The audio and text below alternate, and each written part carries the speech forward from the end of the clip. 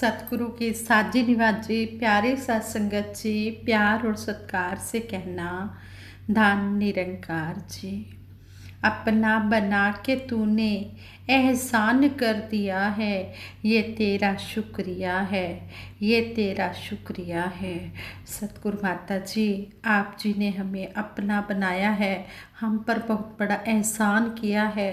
सच्चे पातशाह, हम आप जी का हर पल शुक्राना करते हैं और शुक्राना करते हुए दासी सतगुरु माता जी के आशीर्वाद से ये विचार रखने जा रही है। सतगुरु बाबा हरदेव सिंह जी महाराज ने एक बार अपने विचारों द्वारा हमें समझाया, गुरु पीर पैगंबरों का पैगाम नया नहीं है। सतयुग में, त्रेता में, द्वापर में जो दिया गया, हर युग व हर दौर में वही पैगाम रहा है कि हमने इस सत्य का बोध हासिल करना है और इंसानों के साथ प्यार भरा सलूक करना है, आपस में प्यार बांटना है।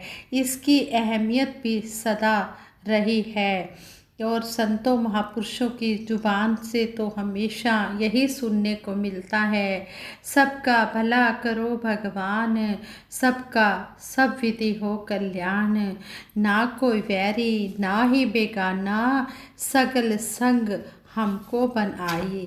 जो संत महात्मा होते हैं वो कभी भी कोई भेदभाव नहीं करते, उनके लिए सारा संसार ही अपना परिवार होता है, इसलिए उनकी जुबां पर सबके भले की कामना होती है। फरिश्तों का जिक्र भी हम प्रायः सुनते हैं। किसी शायर ने कहा है, दर्द दिल के वास्ते पैदा किया इंसान को, वरना कायद के लिए कम न थे करूबियाँ।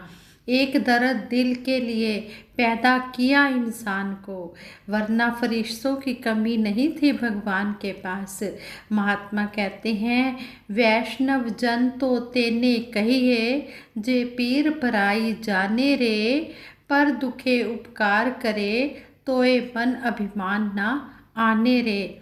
गुजराती में यह भजन अक्सर हम पढ़ते हैं, जो महात्मा गांधी जी को बहुत प्रिय था कि पर दुखे उपकार करे, पीड़ा हरना, दूसरे को पीड़ा ना देना।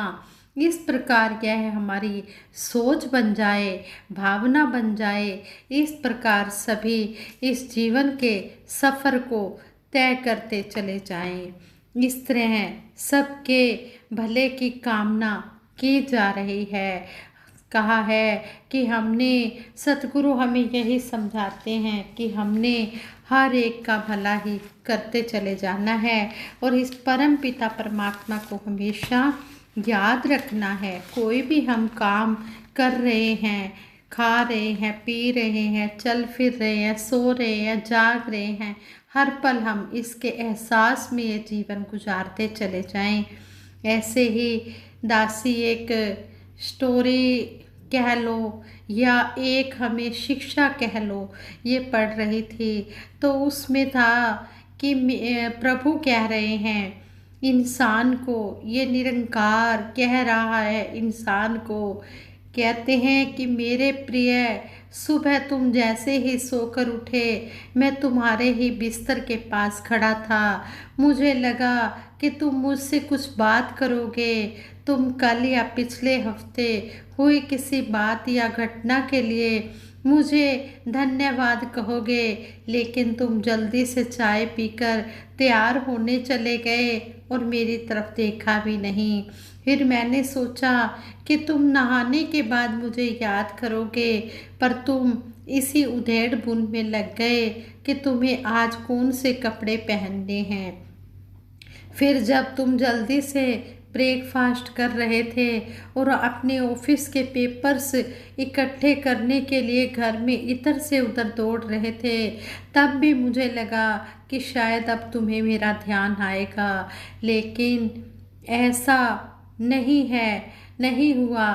फिर जब तुमने ऑफिस जाने के लिए ट्रेन पकड़ी तो मैं समझ गया कि इस खाली समय का उपयोग तुम मुझसे बातचीत करने में करोगे, पर तुमने थोड़ी देर पेपर पढ़ा और फिर खेलने लग गए अपने मोबाइल पर और मैं खड़ा का खड़ा ही रहा। मैं तुम्हें बताना चाहता हूँ कि एक दिन का कुछ हिस्सा मेरे साथ बिता कर तो देखो, तुम्हारे काम और अच्छी तरह से होने लगेंगे। लेकिन तुमने मुझसे बात ही नहीं की। एक मौका ऐसा भी आया जब तुम बिल्कुल फ्री थे और चेयर पर पूरे 15 मिनट इस तरह फ्री ही बैठे रहे, लेकिन तब भी तुम्हें मेरा ध्यान नहीं आया। दोपहर के लंच के समय जब तुम इधर उधर देख रहे थे, तब भी मुझे लगा कि खाना खाने से पहले एक पल के लिए मेरे साथ बात करोगे, लेकिन ऐसा नहीं हुआ। दिन का अब भी काफ़ी समय बचा था। मुझे लगा कि शायद इस बचे समय में हमारी बात हो जाएगी, लेकिन घर पहुंचने के बाद तुम डेली के कामों में बिजी हो गए, डेली रूटीन के कामों में बिजी हो गए। जब वे काम भी निपट गए तो तुमने टीवी चला लिया और घंटों उसे ही देखते रहे। देर रात थक कर तुम बेड पर आ लेटे। तुमने अपनी वाइफ को, अपने बच्चों को गुड नाइट कहा और चुपचाप चादर ओढ़कर सो गए। मेरा बड़ा मन था कि तुम्हारी डेली रूटीन का मैं पार्टनर बनूं, हिस्सा बनूं, तुम्हारे साथ कुछ समय बिताऊं, तुम्हारी कुछ सुनूं, तुम्हें कुछ सुनाऊं, कुछ मार्गदर्शन करूं तुम्हारा, ताकि समझ आए कि तुम किस लिए इस संसार में आए हो और किन कामों में उलझ गए हो। लेकिन तुम्हें समय ही नहीं मिला और मैं मन मार कर रह गया। मैं तुमसे बहुत प्यार करता हूँ। डेली मैं इस बात का वेट करता हूँ कि तुम मेरे साथ बात करोगे और अपनी छोटी छोटी खुशियों के लिए मुझे बताओगे। पर तुम सब ही तुम तुम तब ही आते हो जब तुम्हें कुछ चाहिए होता है। तुम जल्दी में आते हो और अपनी मांगे मेरे आगे रख के चले जाते हो। और मज़े की बात तो यह है कि इस प्रक्रिया में तुम मेरी तरफ देखते भी नहीं। ध्यान तुम्हारा उस समय भी लोगों की तरफ ही लगा रहता है और मैं वेट करता ही रह जाता हूँ। खैर कोई बात नहीं, हो सकता है कल तुम्हें मेरी याद आ जाए, ऐसा मुझे विश्वास है और मुझे तुम पे आस्था है। आखिरकार मेरा दूसरा नाम आस्था और विश्वास ही तो है। किस तरह ये निरंकार ये हमें जगा रहा है कि हमने हर पल इसका एहसास करना है, हर पल हमने इसका सिमरन करना है। कोई भी हम काम कर रहे हैं, हम जैसे खाना खाने लगते हैं, ये प्रसाद होता है।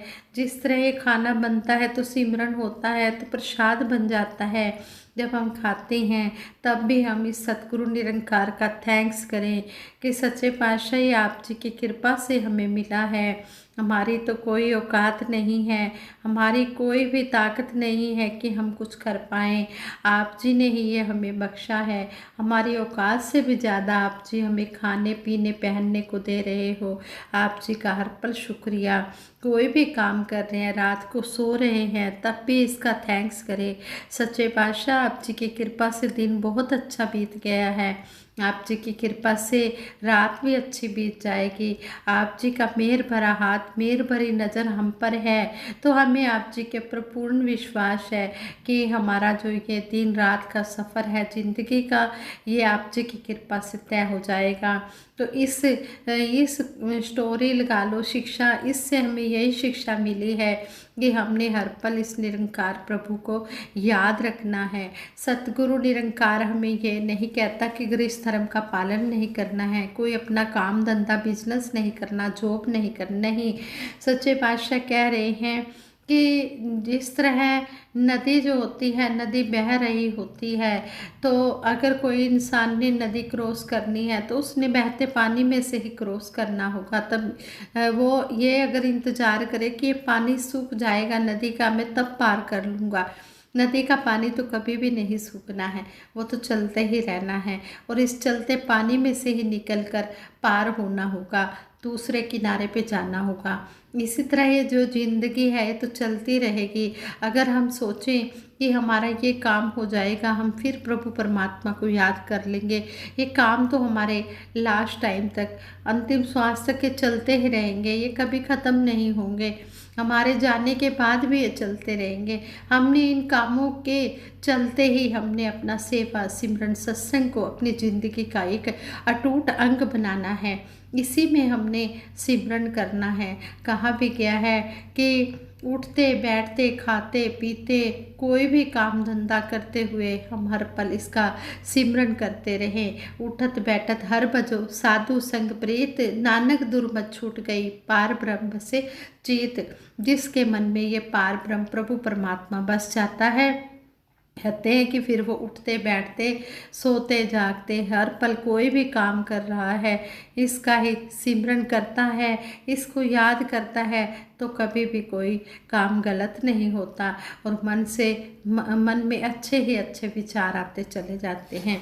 ऐसे ही दासी एक और स्टोरी आप जी के चरणों में रखेगी कि हमने हमेशा काम क्रोध लोभ मोह अहंकार ईर्ष्या द्वेष इन बातों से हमने बच के रहना है। इनको हमने अपने मन में घर नहीं करने देना है। अगर हमने अपने मन में बिठाना है तो हमने प्रेम नम्रता विशालता को बिठाना है। जो सतगुरु हमें काम करने को कह रहे हैं हमने वो काम करना है, और जो काम करने के लिए नहीं कह रहे हैं वो काम नहीं करना है। No means no. इसी तरह कहते हैं एक सन्यासी घूमते फिरते एक शॉप पर आए, वहाँ अनेक छोटे बड़े डिब्बे पड़े थे। सन्यासी के मन में जिज्ञासा पैदा हुई। एक डिब्बे की ओर इशारा करके शॉपकीपर से पूछा, इस डिब्बे में क्या है? शॉपकीपर ने कहा, इसमें नमक है। सन्यासी ने फिर पूछा, इसके पास वाले डिब्बे में क्या है? शॉपकीपर ने कहा, इसमें हल्दी है। इस प्रकार सन्यासी पूछते गए और शॉपकीपर बताता गया। अंत में पीछे रखे डिब्बे का नंबर आया। सन्यासी ने पूछा, इस लास्ट वाले डिब्बे में क्या है? शॉपकीपर ने कहा, जी उसमें राम राम है। सन्यासी ने हैरानी से पूछा, भला यह किस वस्तु का नाम है?